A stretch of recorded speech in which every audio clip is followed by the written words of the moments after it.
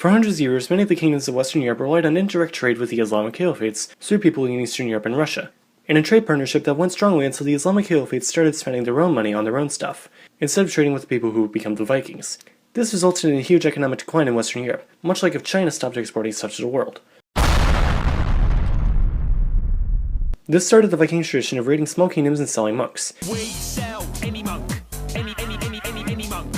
As you can imagine, people needed protection from raiding Vikings, but local governments could not hire armies as well to protect their citizens anymore, since they didn't have the silver coins they needed for infrastructure and armies, which is where landowning lords stepped in, offering loyalty and military service in exchange for land grants from the king, as well as protecting the serfs in exchange for their services. I am very rich. The land grants were important, as in the time, land had become the main source of wealth, not necessarily silver coins anymore, because remember, they didn't really have them anymore.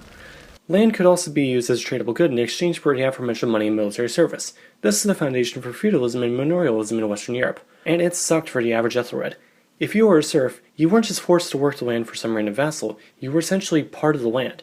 Basically, you were a slave to the lord and could not leave in exchange for protection. Put it this way, Bernie Sanders probably would have hated it. Feudalism is based on Manorialism, which is an economic system comprised of small estates known as manors, whose serfs worked the lands they owned, and they were self-sufficient and agrarian. These estates were powerful and run by vassals, much like today's big businesses, only they don't have quite as much power on the national level yet, and run by assholes. Feudalism was important for European kingdoms that couldn't defend themselves as well, after trade with the Islamic Caliphate stopped, and they couldn't really afford to build infrastructure to connect and defend their kingdoms, like roads. Feudalism was a decentralized political system where the kings would give control of large chunks of land in exchange for the aforementioned military service and loyalty, and was essentially an expansion of Manorialism. However, in this circumstance, feudalism and Manorialism needed each other to work and were essentially intertwined. Though it lasted until the mid-19th century in Eastern Europe, it fell out of favor in Western Europe by the 15th century, as the military power of the king shifted away from armies consisting of nobility and more towards professional armies. Also, the plague effectively reduced the nobility's hold on the lower classes.